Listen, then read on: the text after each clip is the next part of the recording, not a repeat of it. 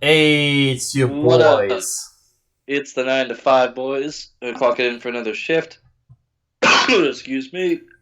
Oh my god. I'm just getting over something.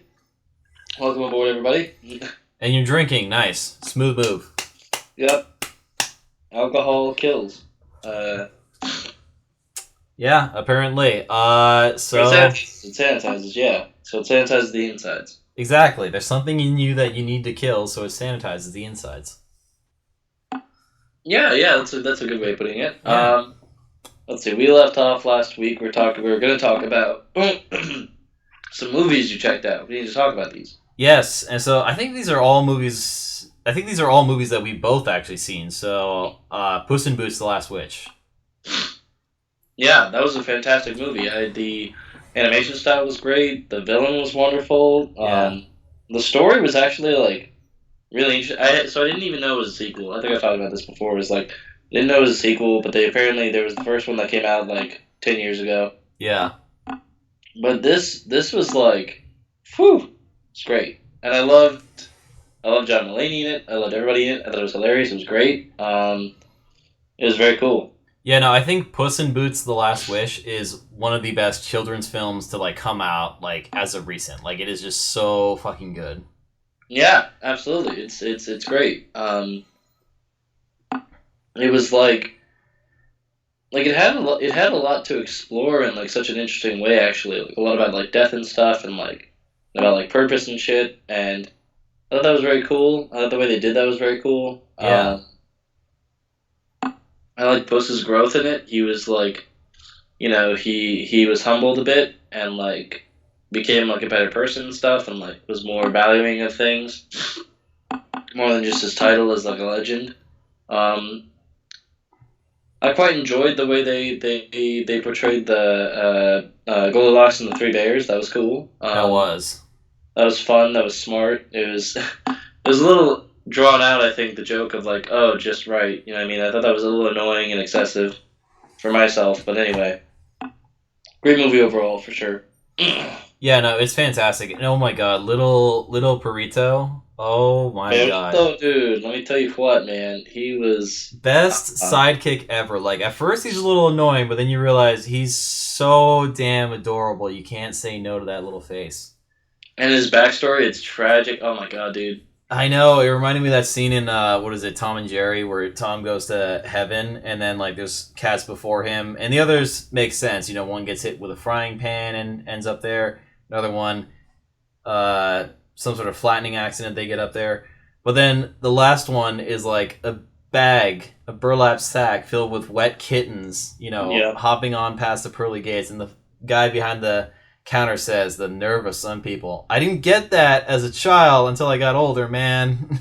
Yeah. It's another movie that does a hard background, a origin story for its character is that just made me think of it is DC's League of Super Pets. So Kevin Hart's character, the dog, apparently like Oh, Ace the Bat Hound, right? yes, Ace the Bat Hound, yeah. So his backstory, dude, is like he was like protecting his so he was like his owners were like a family, right? It was parents and a daughter, Yeah. and the kid was like super young, young like toddler age Yeah. or infant or whatever, right?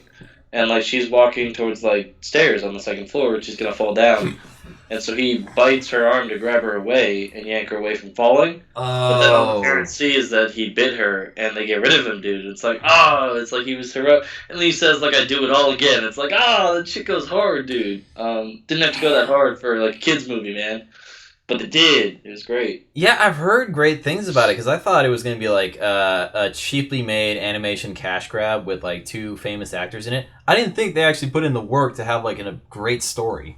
Yeah, seriously, dude, Oh my fantastic. god. And also, out of all the picks to play Batman himself, Keanu Reeves.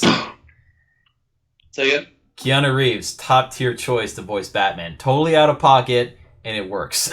yeah, absolutely, it's fantastic, dude. Perfect fit. Yeah, another great one that I saw recently was Megan. I had low expectations for that. I had That movie really, was hecka funny, dude. That movie was fucking hilarious. yeah, no, because I don't know if the viewers know, but like any horror movie that comes out in the month of January is doomed to fail. Oh, absolutely, yeah. It's usually the trend. Exactly. It's like they think, well, we made it. We don't expect to make a whole lot of money from it, but we're still going to release it in this certain month just to try and get some money from it. So Yeah, it's somehow the designated month where all horror movies go to die. But no, this one actually surpassed everyone's expectations. It was absolutely. fantastic. Yeah, it was very. It was not so much on the scary factor. I mean, there were some components that were like, oh shit.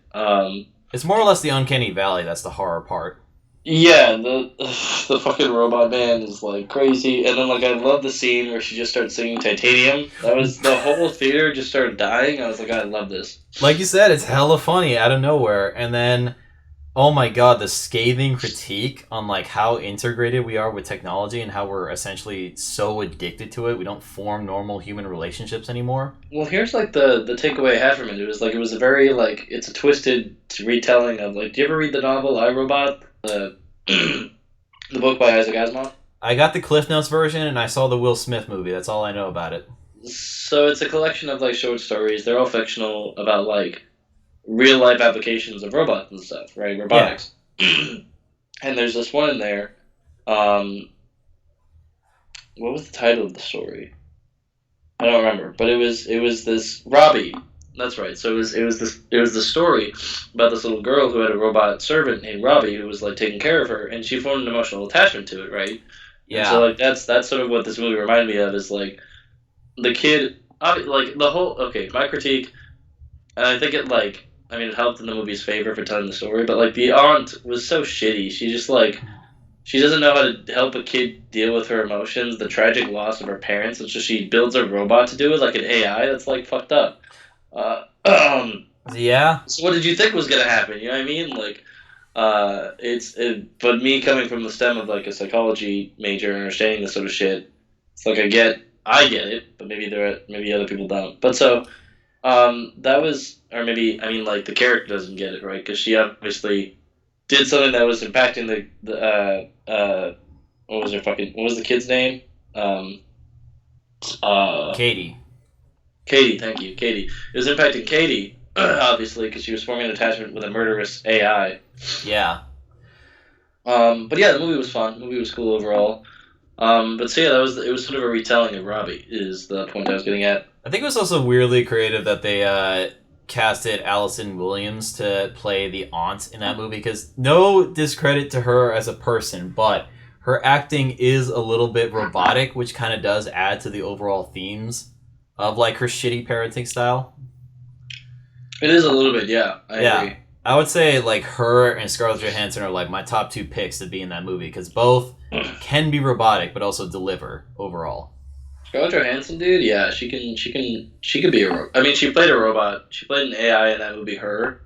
Which that movie's insane. I watched it Yeah. with roommates one time, and I realized like the sex was like very loud and interesting. So I was watching it on my TV in my room, and I was like, I hope they don't think I'm watching porn right now. Like, I usually have my headphones in for that shit. Yeah. So I was a little cat, but yeah, no. So I see where you're coming from with that. Yeah, no, that was me watching the movie X. I was thinking, oh, it's a movie about like them filming a porno. It can't be that much sex. That was a lot of fucking sex. Kid Cudi is, clapping cheeks, bro. Like, fucking hell. Hell yeah, dude. We respect. We want that man to clap. He's a talented artist. He made a great movie for Netflix. You ever see that movie Intergalactic? I have not. No, is that the animated one? Right? Mm-hmm. Okay, I've It's heard. really, oh my god. It's got like, so it stars like Kid Cudi and Ty Dolla $ign and fucking Timothy Chalamet's in it, which is like, yeah, right? That's super Little sweet. French rat boy. What the fuck? Yeah, little French rap boy, the little scrawny schmuck. Oh my god. It's a great movie. It's enjoyable. It's fun. It's heartfelt. That's a great movie too. But God. yeah, Megan was fun, entertaining. Not so much horror. No, it's just basically Chucky, but for our generation. Yeah, exactly. It's our generation's Chucky. Yeah. Yeah. The part though, I will say, like the part where she's like tearing that kid's ear off slowly. I was like, yo, that's a little uncomfortable. Yeah. Just fucking pushes it, like lets him fall in front of a truck and dies. I was like, oh, they fucking went there. Yeah, that was like some shit out of that torture scene in Reservoir Dogs. You guys know the one if you've seen the movie. Yeah, that's right. Yeah, Yeah. it was very intense. I was very surprised by that. Very taken aback. Very taken Yeah. aback. But Although, that's granted, out of all the kids that deserved that, like that kid was pretty fucking shitty. So I don't know. oh It's sure. borderline deserving it, but also still pretty excessive. It is a bit excessive. It is a bit much. But also fuck them kids. Fuck them As kids. Michael Jordan would say. The Uh, great Michael Jordan. Fuck them the kids. great Michael Jordan. Fuck them kids. Yeah. What Uh, else did you saw? I saw Smile recently, and that Smile. was so fucking good. It was pleasantly surprising. I will say, I think the common complaint I'm hearing is the ending. The ending was it dragged on a little bit. The monster was creepy though. Yeah, I didn't want to look at that. That was very like unnerving and yeah, gross and weird. Um, but I liked it. I was pleasantly surprised by the movie because like I thought it was like okay, this is like a cool concept, but it also could be like really shit. But it was really good and it like yeah, really executed it well and was really interesting and yeah, it's very good. I want to watch that again honestly. yeah. Also, I didn't The, know this until today, but apparently the lead actress in the movie, who steals the fucking show, by the way, Jesus oh sure. Christ, I'm gonna pay attention to her career. But guess who her fucking father is? Oh Kevin Bacon.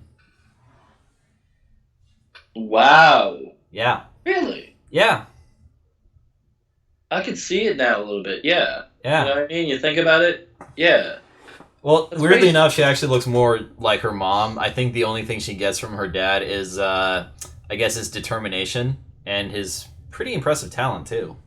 Yeah, I mean he's a very good actor as well. Yeah. My favorite scene was the birthday party scene. I was like, Oh, when she pulled out the cat, I was like, yo, that's crazy. They I went there. I knew it was gonna go sideways, but I didn't think it was gonna go that hard. Like, Yeah, holy that shit was fuck! good. And then she fell through the table, dude. I was like, oh my god, this movie's insane. It was sweet. Oh, it was a good movie. But it plays like on the fine line between like we as the audience know it's a curse, but like everyone else in the room. Just sees it as her being psychotic and Exactly, stuff. like Yeah, a total psychotic break, which is totally understandable. It's believable setup, and the mannerisms, it's very much like a psychotic break. absolutely. Yeah, Yeah. she's very much. I mean, not so much. I mean, I guess there can be aggressive behavior with that, but like she's like having these delusions and hallucinations and this paranoia. So it's like it kind of fits all the symptomology, and especially when you have the backdrop of her already seeing a therapist and her being a therapist. So it's like And her working 80-hour weeks, really pushing herself to the absolute limit, treating these the patients. stressors. Yeah, Yeah. I will say the husband. I mean, I think the actor is very good at playing this type of character. But he was an asshole. He was like, I can't deal with this. I'm leaving. Like, fuck, man, this is your wife. You know what I mean? Like, that's just horrible. Yeah, or the fact that he like researched her before dating her, I'm like, that's kind of fucked up. That's a little weird and creepy. Yeah, Yeah. that's a little invasive. You know what I mean? Like, you want to know about a person, you ask about that. Fucking A Train These back at it people are supposed again. to A train. Ain't no brakes on this train, bro. You know what I'm saying? Like, She definitely rode that A Train, bro. oh, she did. Oh Rode all the way to god, the bad. station. All the way to the station, bro.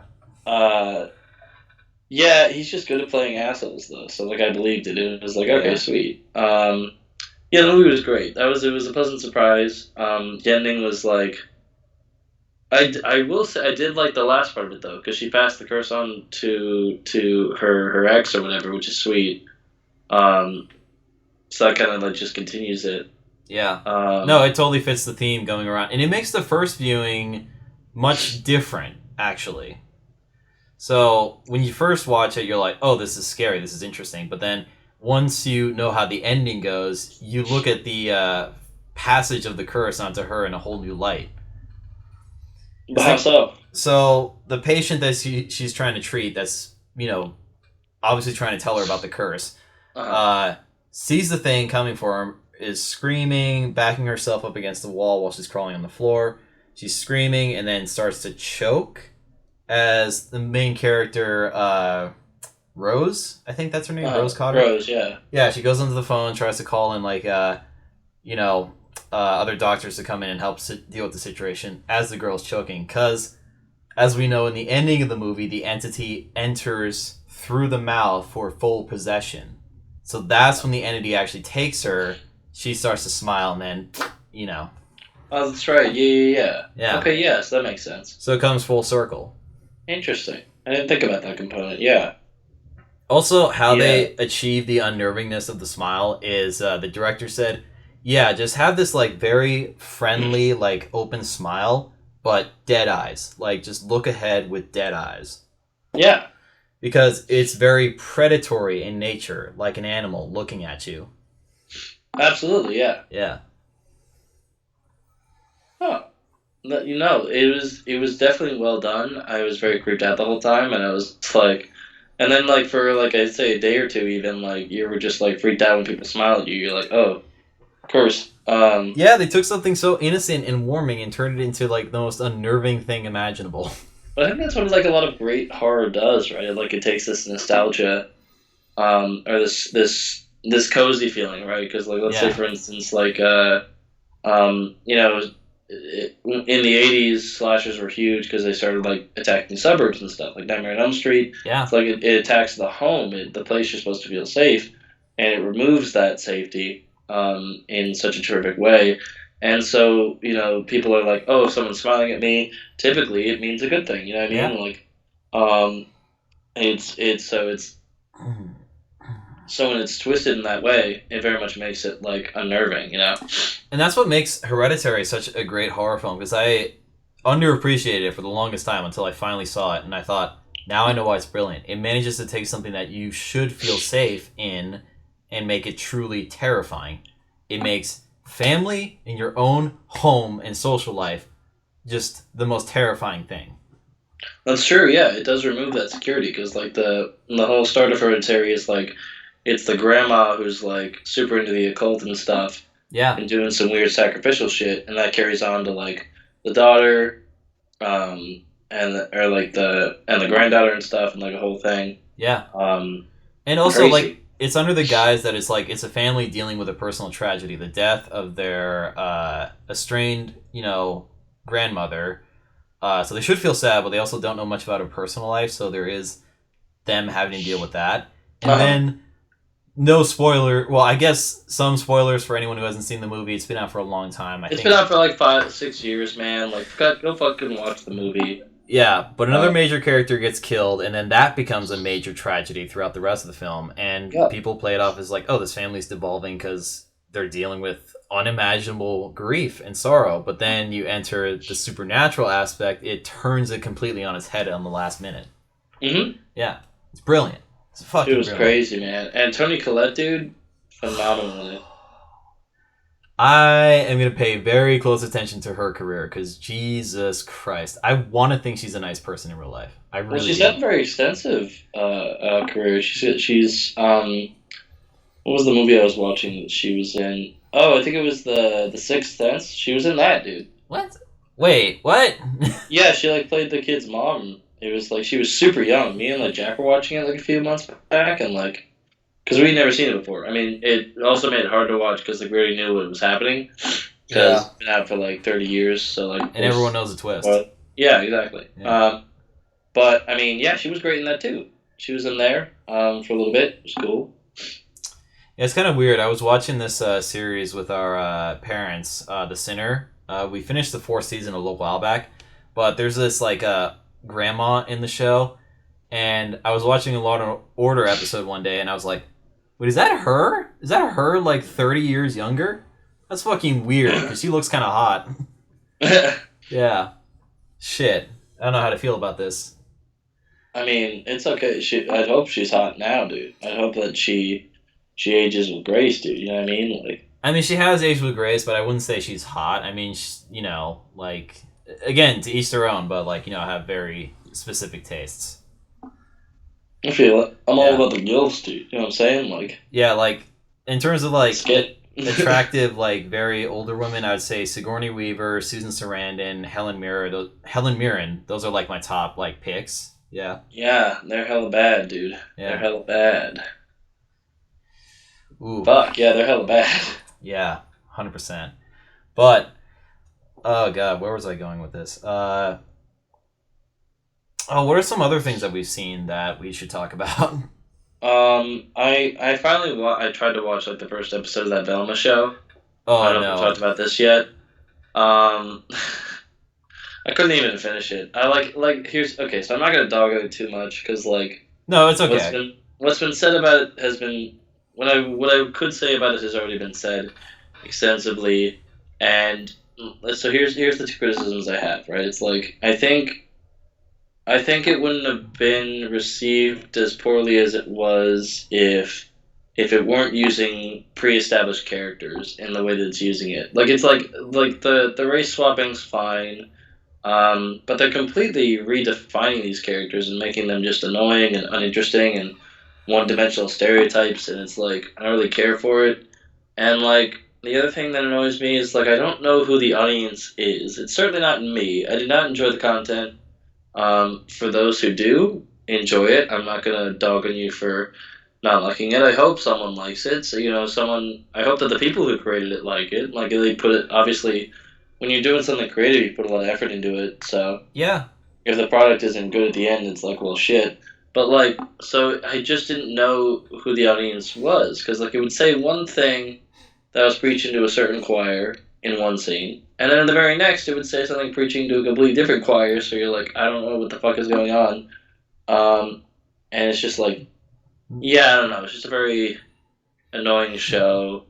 It's not for me. There's a lot of other Scooby Doo content, so I'll go check that out. Have fun with that. Um, I think one of the biggest things too. I'm gonna say a third gripe. Why the fuck would you take away Scooby? You know what I mean? It's like why would you remove that key component to the whole mystery gang? Yeah, it's Um, like, come on, man. but I mean, it's like it's not that complicated. Like the actor who played Fred in the live action movie said once in an interview, "It's a talking dog, man. Like what more fun can you have? You know what I mean? Like Yeah, dude, he got it. He got it. And honestly, like, doesn't have to be that much fun to it, man. It's just a talking fucking dog. Like you're better off watching the direct to like home video like Scooby Doo movies, like, or even like the old TV show from like the late '60s, early '70s. Is that when I it think it came was out? the '60s, yeah. And then like there's been a couple reboots since then, which have been pretty good, I'm sure. There's a lot of other content. Just go enjoy that if you don't like the show. And like I'm not gonna dog anyone who doesn't like the show. I'm not gonna dog anybody who does like the show. Like Yeah, no, no. there's more content. It's kind of like the same thing. Like the newest Ghostbusters stuff, like the 2016 one where they gender swapped it. It was actually better than I thought it was gonna be. Yeah, It was pleasant, but like, is it the best Ghostbusters? Far from it. I don't think even. I think after the first one, it just all went downhill. But like, so just go enjoy the other stuff. Just go enjoy the other content. It's there. It's not a big deal. yeah, that is true. That is very true. God. Yeah, I think out of like I don't know, like I don't want to again dog on the show too much, but like if you're gonna like create a show in which you have like characters you want to get invested in, like maybe just build a great character that you can actually empathize with, connect with to some degree, instead of making it feel like they're all bitter towards each other, which is weird. Yeah, and then well, they are very except for like Shaggy, or I guess they're calling him by his real name Norville, in the show. They make him Yeah. so fucking boring and annoying, and they make Velma so annoying, and Fred is like just he's this. I think the only reason he wasn't race swapped was because they can make him the white guy who they can dog on, Yeah. make jokes about, and then Velma or no Daphne is like Asian, which is cool. That's fine. But she's also just annoying. I don't know. It's all they're all just like uninteresting characters. It feels like the show is somehow simultaneously like insulting its audience and then trying to critique major social issues, but not in any meaningful way. And it's I don't know. It's just very like Also, I mixed think messages. I think Mixed messages. the biggest thing too, the biggest thing is like the representation they had for an anxiety attack. Like they missed the mark so much on that. I didn't even finish the first episode. Was that like the first episode? Yeah, fucking Velma's having like an anxiety attack, and like Daphne thinks the only way to fix it is to like kiss her, which is weird. You don't Oh, fucking that's an do that. episode too. Yeah, yeah, Yeah, you don't yeah. fucking do that. That creates more problems, if anything. When you when your friend is having a panic attack, make a sexual advance. It always works. Exactly right. That's not. It's not. Yeah, it's just a very. I don't know. It's a very poorly. You know what, man? Not my content. It might be someone else's, but Yeah. yeah, it's I don't know if they had a mark to begin with. I'm really not sure who this is like supposed to appeal to. I was kind of excited about I was low key the one of the highlights I thought was gonna be was that like the guy who plays Dennis on Always Sunny is playing Fred, which Yeah. I thought would be Bless you. excuse me, which I thought would work out well, but it hasn't. It actually sucks actively. Yeah, it's abysmal. And then lo So and behold, you also have like The Last of Us coming out as a TV series, and you think, okay, it's a video game. Everyone's played the video game, or at least knows the story, the general concept of how it plays out. hmm How would this honestly work as a TV show? And then they just knock it out of the park. Like everyone's dude, invested, people love it. I'm like, dude, bravo, that is have you amazing. seen the most recent episode? Uh, I have not yet, but I've heard a lot of things about it, and Episode 3. Oh my god, I watched that last night. Oh my god, dude. was it It was heartbreaking? like it tells a whole love story in the span of an hour, and you're just like, wow. And it's got a satisfying ending, and you really believe it, and you're invested, and it's just well done, and it's like, and it's man, it's just a lot of different things at once, and it's just so good, dude. You gotta watch it. You gotta watch it. Absolutely. Damn. Yeah, see, I'm waiting for a couple things to come back. I'm waiting for Invincible season 2, and then the next season of The Boys for sure. Invincible season 2 is gonna be sick, dude. I'm excited. Yeah, I'm looking forward to it. I've just been It's like gonna be dealing with great. like D&D stuff right now, so I've been like not so invested in trying to start a new TV show just yet. It's been hard. I've been trying to like, I got such a busy day and busy life. Like, my girl watches like reruns of shows, so like I don't get to check out any new shows when I'm with her. We just usually watch movies and stuff. Ah, And so then it's which is like that's cool and shit. Like we're catching up on stuff and getting through a list of movies we try to watch. But like it makes it hard to like watch shows, and then I go out with like my other buddies. So like it's hard to make like, and then in between I'm working so I can like live. You know what I mean? So it's like yeah. it's hard to digest a lot of the content that's on. One of the things I do want to watch though is there's a docuseries on Hulu called the 1619 Project, which like goes over like African American history. Ah, So it okay. looks so cool, and I'm excited for it. I want to check it out. I just haven't had like the chance just because I'm so busy. But yeah, I mean I'd say like Last of Us is a great show to watch. I started watching The Bad Batch season 2, which has been cool so far. It's been fun. Okay. Um, they just go on like different missions each week and stuff. It's been cool. Nice. Yeah, and it's trudging the story along a bit. What else is there that's on TV that I'm watching? That's about it. Yeah. Yeah. Well, there's like I'm so far just trying to catch up on like movies because that's easy for me because it's a one and done type deal. And if I hmm like it enough, I'll rewatch it again at some point. But it's two so far on my list that I have to see still. Avatar: Way of Water. I still haven't seen that. Neither have I. And then Devotion. That one's now on Amazon Prime Video with a Paramount Plus subscription. So if you have Paramount Plus, you can stream it on that or Amazon Prime together. That's cool. Yeah. Yeah, I meant to see that in the theaters. I just never got around to it. Yeah, I heard from 'Cause my I love barb. Jonathan Majors, so I know, dude. Jonathan Majors is so good in whatever he does. absolutely, yeah, he's fantastic. But yeah, no, I heard it from my barber that it's actually a really good war movie. Nice, hell yeah. Yeah, because I think my top two, I guess, out of all the war movies I've seen, I'd say my top two favorites are probably Saving Private Ryan. That's a classic. I mean, Mhm. and then The Lone Survivor. I love that one to death. Like, it's so good. Lone Survivor is very good. A recent one that came out, that was actually, I think it's nominated for like Best Picture or whatever, like several other things too. I'm sure cinematography's in there. But All Quiet on the Western Front on Netflix, dude, that movie's Oh, insane. That I movie's believe it. insane. I believe it. Oh, Very intense. I also saw recently, I saw yesterday The Banshees of Inisherin, which took a very different direction than I was expecting, but it was also still very good. I was like, wow, that's cool. I love Colin Farrell, and I hate that I can't remember the other guy. Brendan Gleeson. Right, Brendan Gleeson. Thank you. They're both great. They both got great chemistry as always. They're hilarious. It's very cool, very good movie. And then what was not so great was I saw Black Adam yesterday, which Mm. was like I don't know, it was fine. It was just sort of like mindless and like I could enjoy it. Really poor writing. I really did not.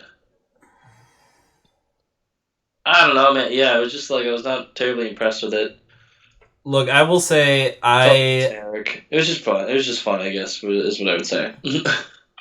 pretty It's generic, but like pretty fun. pretty entertaining. I'd Okay. say that's probably the only thing I'd probably say about it. It wasn't particularly well done. I thought Shazam was like much better, and I'm actually looking forward to the next Shazam. That should Oh be yeah. sweet. But yeah, it was kind of like I don't know. It felt so the story was so jumbled, and like it took so long to get to certain places and to understand more about Black Adam. Yeah. Uh, but also, like, I feel like the trailer gave away so much, so you're like, oh, okay, I kind of already know what goes on. Also, like I don't know. I went into the movie thinking I'm only here for Doctor Fate. That's literally all I'm here for. Yeah, and that was actually a highlight. That was cool. I like that. Yeah.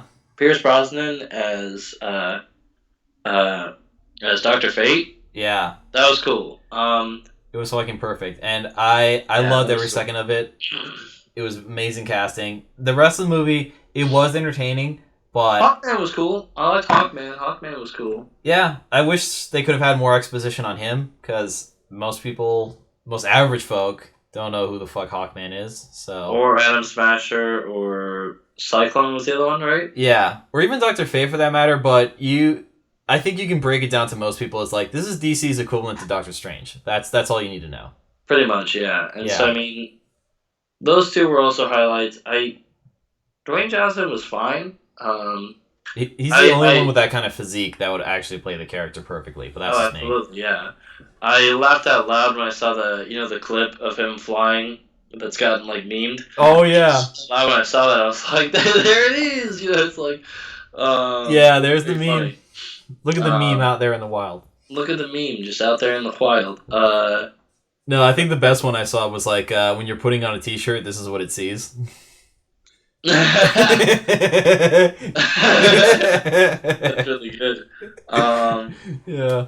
Yeah, it was. I mean, it was fun. There was too much slow mo, man, and like that's like maybe they just picked that up from Zack Snyder's like DCEU thing now.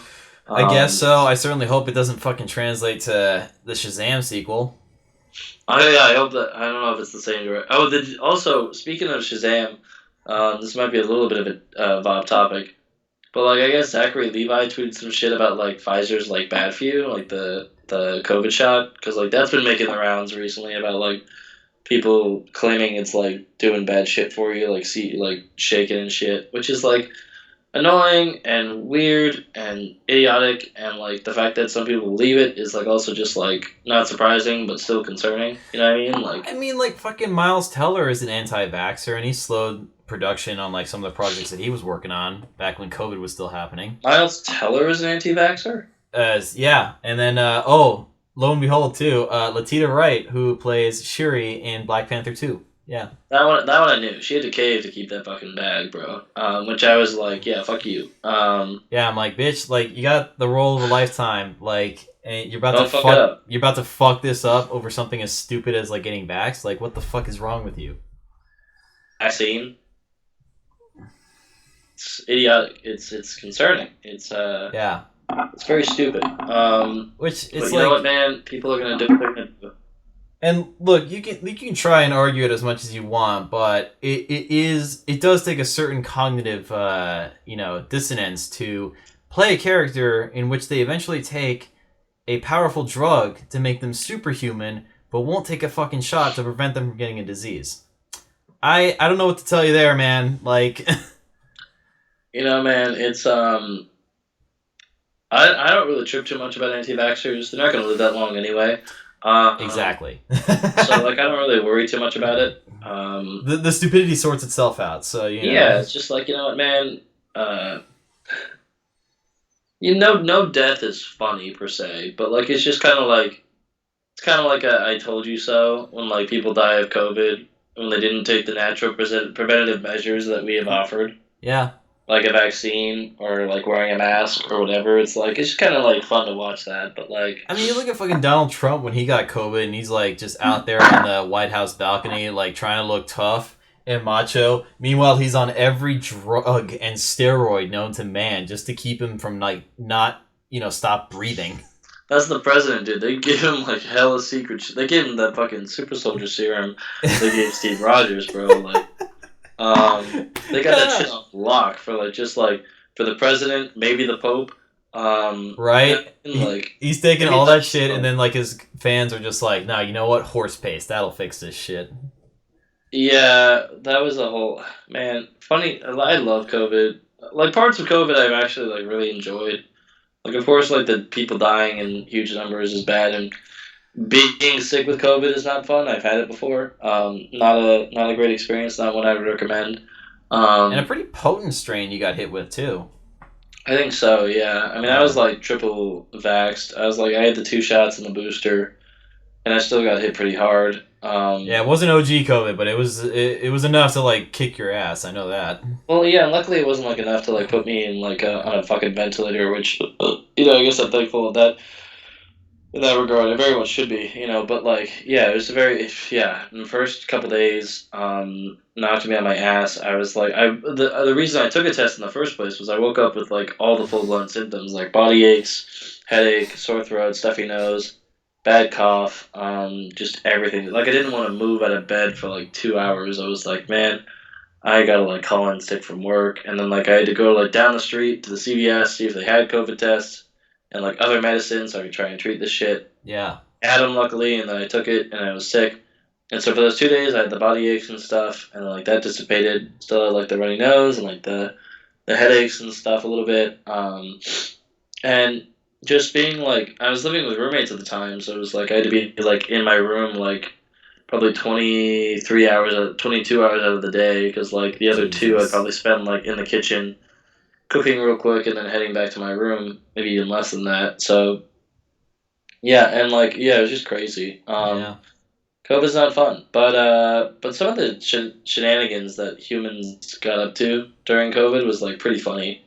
Um, I forgot like at the beginning there was like the celebs did the Imagine video or whatever, Oh yeah. Yeah. I like gotta love how shit. I think it was what, a year later, like they started coming out saying, "Yeah, that was kind of a dumb idea. Sorry about that." They tried to backtrack on their own stupidity. Like you couldn't have seen in hindsight like how out of touch that shit is, or like how stupid it is. I don't know, man. Because like Well, at least celebs had it fine in COVID.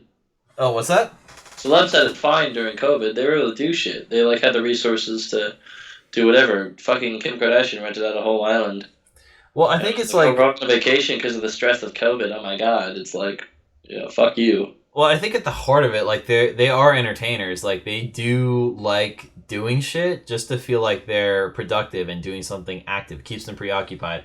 You leave them Sure. at home for like God knows how long without anything to do. They go fucking stir crazy, man. Yeah, at first we thought it was gonna be a month, man. I remember those first 3 months. I was just on Skype all the time with my boys. Yeah. None of us wanted to leave the house. We were all too scared. I like only left for work and for like grocery shopping. It was insane, dude. It was insane. Crazy times. Yeah. Was it Can't believe we did it. 3 months turned into 8 months, then a year and a half, then 2 years. Oh god. And it's still kind of persisting. It's like confusing. I don't know, man. It's crazy. And it's like a weird fog, and not the kind you get post COVID. So Yeah, yeah. It's yeah.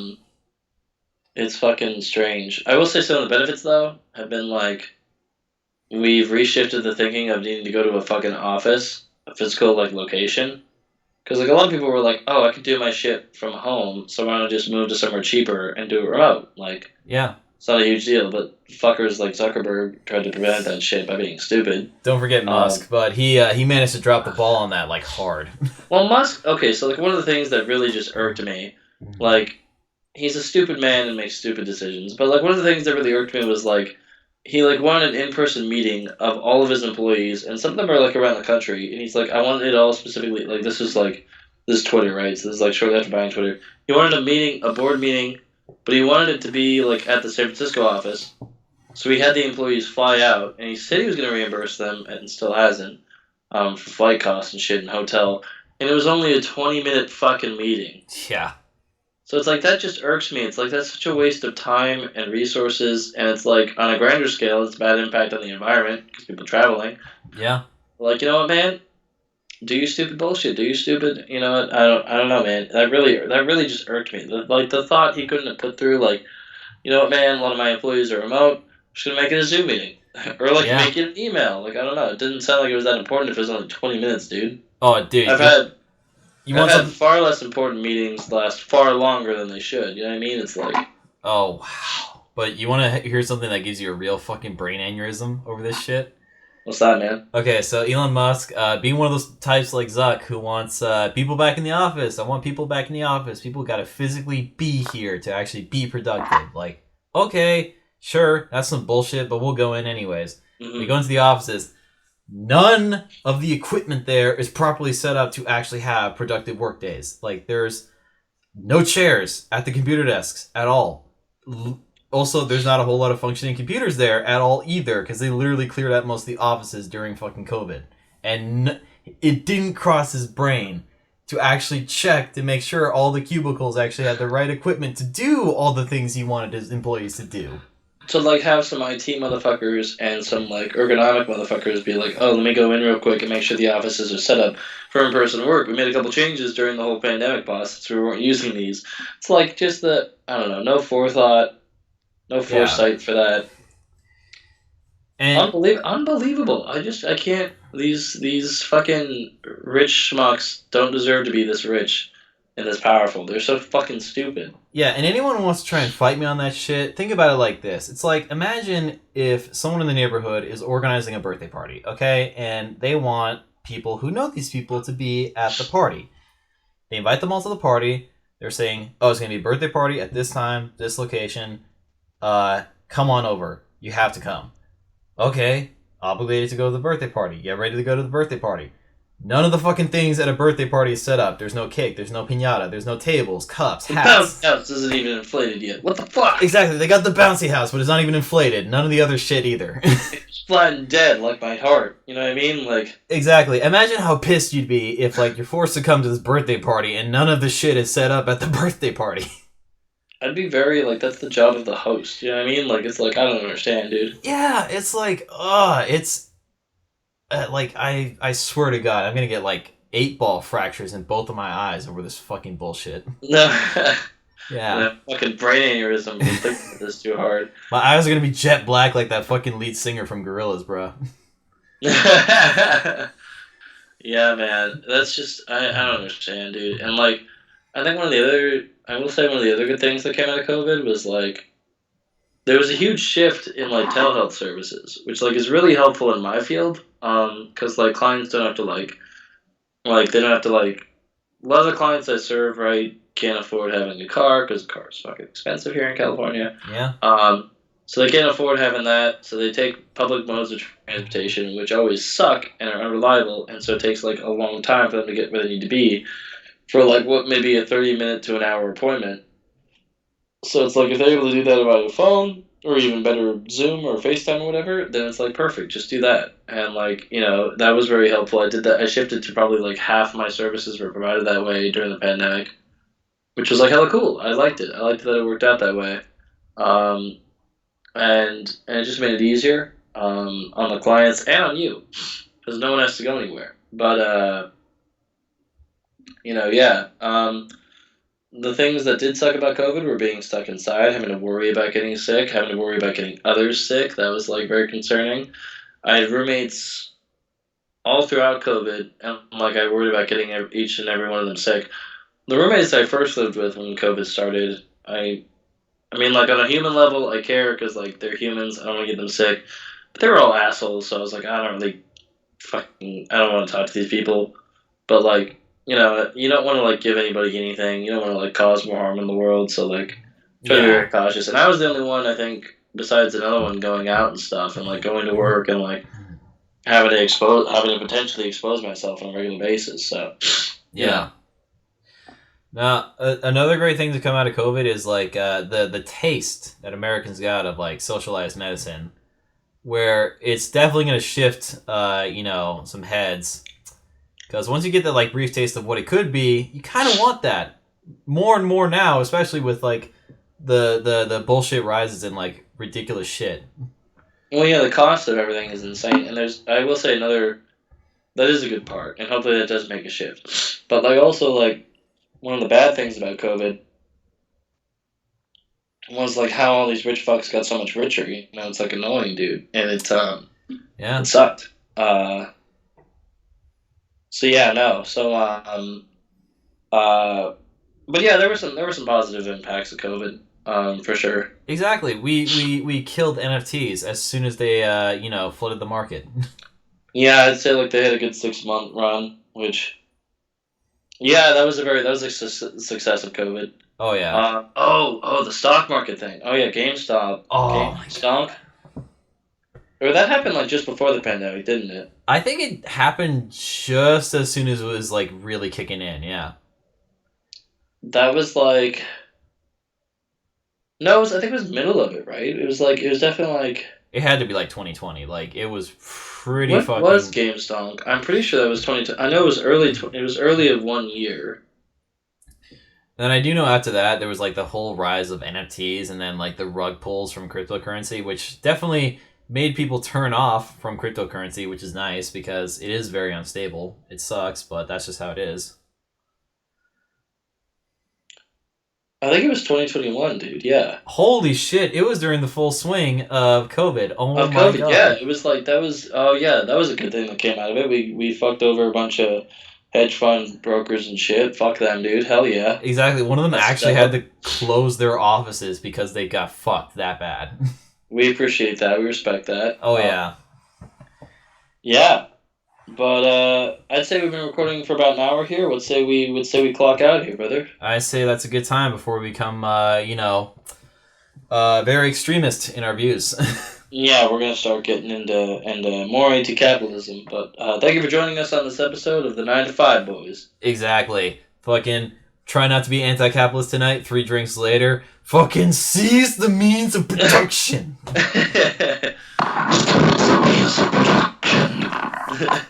Karl Marx is gonna rise again. The Marks will rise again. The Marx will rise again, brother. All right, man. Don't you tear down that statue of Vladimir Lenin. We need to remember our history. All right, for real though, we're clocking out. I'm not drunk, I swear. Not yet. Not